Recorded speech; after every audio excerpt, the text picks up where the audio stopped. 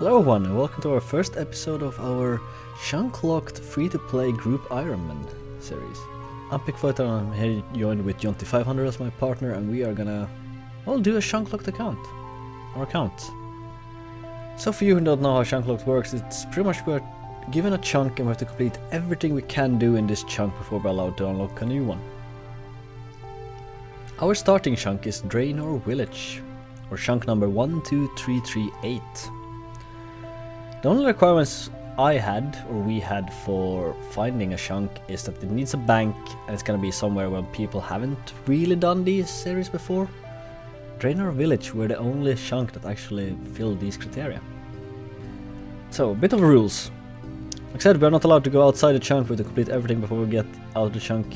We are allowed to lure enemies, or enemies that wander into our chunk, and to kill them and loot them. We are allowed to work toward future goals, and we are accepting indirect help from our main accounts. Like, for example, we have an imp spawn inside our chunk, but they can also spawn on the other side of a wall, which means they can't actually pathfind back to us, which means we can take our main and kill it. Or we won't take any loot or anything else from it. Moving on to our chunk goals. Starting with the easiest one of all, since the imp has a chicken drop, we are gonna have level 1 cooking and cook a chicken. Easy enough. With that, we're also gonna get 30 wood cutting and 30 fire making to cut and light a willow log. Besides that, we are gonna get all unique enemy drops, buy one of everything from the store, and then we're also gonna open at least one beginner casket. And for our longest grind of all, we are gonna acquire the best in slot items. These are created from two different long grinds. The first one is to get 43 magic for superheat, because some enemies in this chunk drop copper and tin ore, which means we can make bronze bar, which means we need superheat. The second longer goal is to get at least 48 smithing for steel plate body, which would be our best in slot. The reason why we need to make a steel plate body is because Black Knight in the chunk can drop a steel bar, which means we have a way to grind that level. There are ways that this smithing goal will be reduced, because it's technically only for the best in slot. There are, for example, free-to-play accounts can still get the random event Quizmaster, and we can get a steel plate body from that one, which would reduce our smithing goal to 46 for the steel plate legs. But we can also get black gear from our beginner caskets, and those are slightly better than steel. So if we manage to get both the black plate body and the black plate legs, our smithing goal will be reduced to 39 for the steel warhammer, which we also can get the black variant from beginner caskets. So with enough luck, if we get those 3 black items, our smithing goal will be reduced to 30 to just use a steel bar. I will also mention here that we can get mithril ore from the maze random event. It is very rare, and if we get it, it would require us to get 50 smithing to make a mithril bar. But that is falling under more supreme goals, not extreme goals that we are doing. In the chunk you might see that I'm gonna focus on the magic and also the smithing grind. Because of superheat I need also higher smithing level. So the biggest grinds are entirely on me. While Jonty is gonna focus on the cooking, wood cutting and fire making, and he's also gonna focus a lot on the unique enemy drops. But for now, that's all we got to talk about, so we are gonna move on to some clips and I will explain our starting plan to you.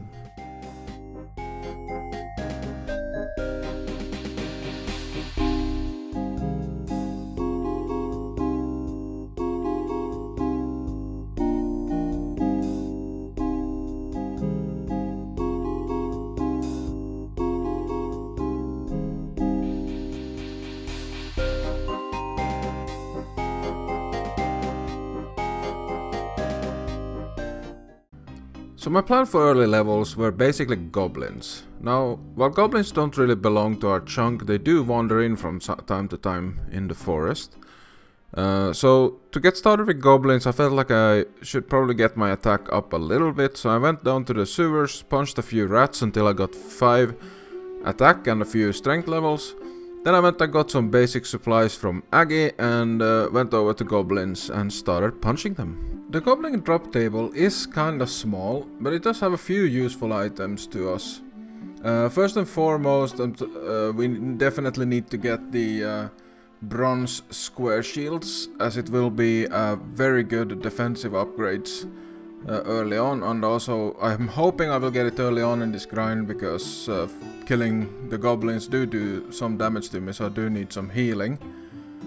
Aside from that, there are some runes and of course beginner clue scrolls, but since we are on free to play, we at least don't have to worry about the champion scroll. Not that we would be eligible for that even if we were members, considering the quest point requirement. Sadly, I wasn't very lucky starting off with the kills, but quite quickly I at least managed to get together some money so I could head over to Django and buy some Fashionscape and some other useful equipment he has, and also I was also able to upgrade to vines from Fortunato. They are really good healing wise, but hopefully I won't have to eat too much because it would definitely push down my attack level too much and I would stop hitting on enemies, but it's clearly the best food we have, so you can't really complain about 11 healing even though it has an attack deficit. I sadly ended up going very dry on the square shields from goblins. I think I went 3 times the drop rate before I finally got my first one. They were hitting. They weren't hitting too much, but they were hitting every once in a while, and the square shield definitely helped with speeding it up. Technically I could now move on to the next monster I needed to start farming, but I decided to stay at goblins for quite a while just to try and complete their drop table. At this point the only thing I really had left to do was go for the brass necklace. In the end I got the brass necklace as well. After 300 goblin kills. If you wanna know what 300 goblins loot looks like, yep, here it is. Guess that's useful for someone. Now I had 2 choices. I could either continue on and kill some dark wizards, or I could go on and try to kill the lower level zombies in the sewers. I decided to start off with some dark wizards. I got a few kills on it, I got some item drops, but they were dealing a little bit too much damage, and I really wanted a better weapon before I started killing them properly, so I decided to go down and kill the low level zombies in the hopes of getting a bronze longsword. And the game gave me all the luck back from the square shields. In 7 kills I managed to get myself a bronze longsword. A 1 in 180 drop. Thank you for that explanation, Jonty.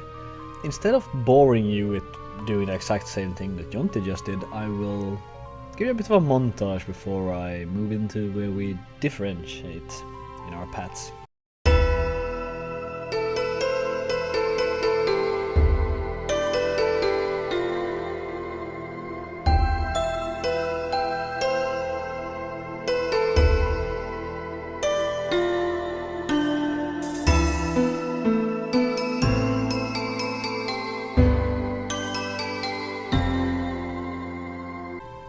Mostly at the start, me and Jonty did exactly the same thing. Where we started to differentiate was when we got our first weapon upgrade, so to speak. Upgrade, it was the cursed weaponry. Those don't give any visible bonus, but it gives a +3 strength, attack and defense bonus, which does help a bit. Only a bit. The reason I took the cursed goblin staff was because it has auto cast, and we also needed to buy at least one of everything from every shop. The next thing to do was to try to get the better weapon, which was the staff, which was acquired from flinching dark wizards. It took me a while to figure out how to set up the flinch properly, at least for the one that's further away from the bank. And after I got it set up, it took a long time to get the kill. Roughly about 3 minutes and 49 seconds to be exact. Luckily you get the speeded version of that.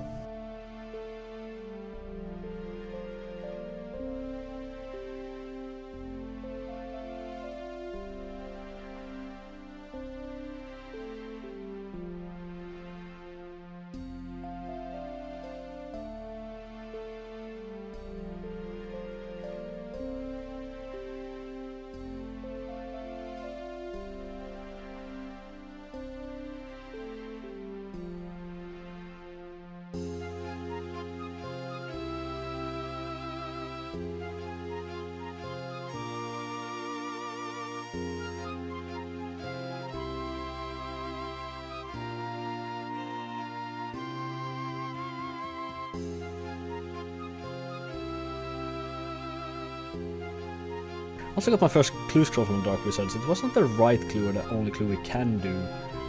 But we're gonna talk more about that at a later date. It didn't take me too long to get the first staff, it was just a few kills. I don't remember exactly since my counter reset a few times during the early days of the account. But with that one I could use whatever runes I also acquired in the meantime and go and get my first magic levels. After getting my first magic levels I went to stock up on wine to go and kill some zombies for a few more upgrades. I got very lucky on the copper ore drop. I dropped pretty quickly, it's a 1 in 28 drop, so I'm very happy with that one. Followed by my first random event, which was coins. Could be better. I was more happy with the mind runes though, since those will give me more of the early magic levels. And the final notable drop was the arrows, which Jonte will be taking, since Jonte will be taking care of all the ranged grind. But yeah, back to you, Jonte. The bronze longsword unlocks quite a few monsters for me, and I'm able to finally kill dark wizards efficiently, and also kill zombies quicker for more upgrades.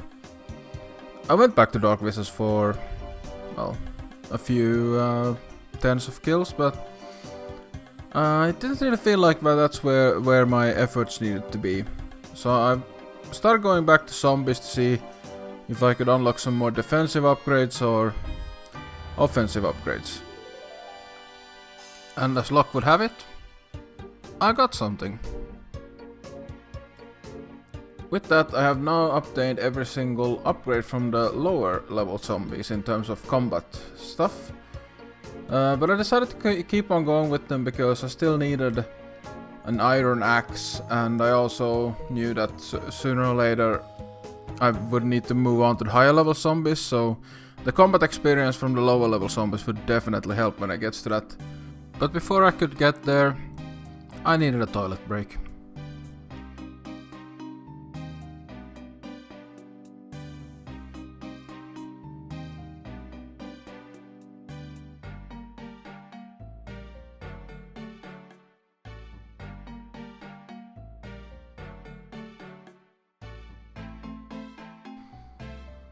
This one really stunk.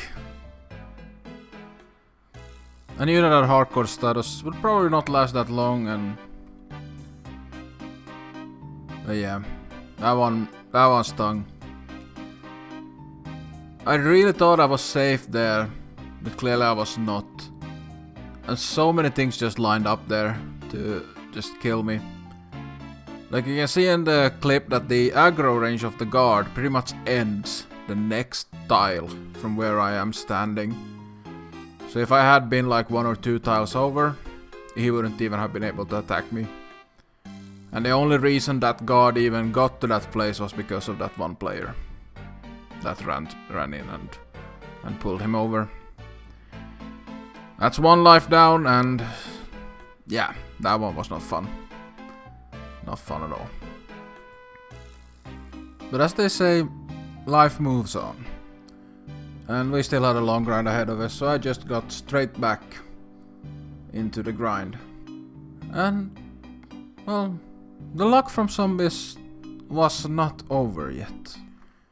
Shortly after, I received the iron axe, which would enable me to actually train some wood cutting, which is very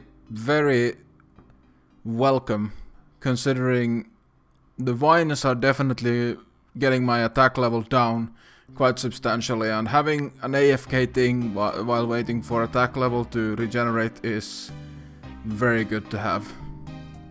Apologies for the footage, since I was sort of half screening my RuneLite clients with my mains, and yeah, it looks bad. I'm definitely not gonna think about that in the future when recording these. Speaking of AFK things, or well, things to do while attack level is increasing at least. In our chunk we have an imp spawn. It technically spawns inside of our chunk, or its spawn point is within our chunk. That means we have to complete its unique drops. And this was the point where I started to do this grind, because I was able to hit them quite consistently even with my attack level lowered. So I decided to do these in between the zombie trips. And I got a few quite good drops quite quickly in this. During this grind, whenever the imp is teleporting outside of our chunk, I am using my main account just to kill it so I can get another attempt.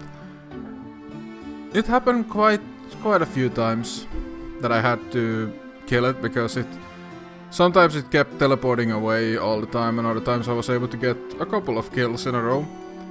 But yeah, it's a grind that's most likely gonna take a while, but it's definitely nothing compared to other grinds within this chunk. But the first notable drop I got was a tinderbox, and that essentially unlocks fire making. Yet another AFK skill, AFK-ish skill, to do while waiting for attack to regen.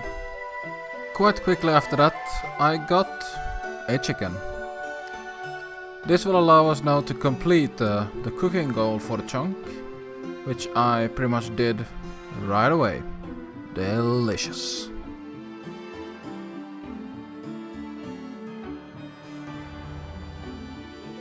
I had now reached a point where I could reliably kill the stronger zombies down to try and get some more upgrades.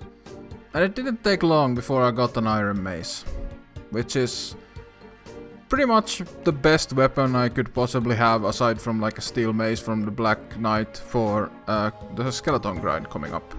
In between killing zombies, I'd been chopping and burning logs, and quite quickly I arrived at level 30, and I could complete one of the goals of the chunk to chop and burn a willow log.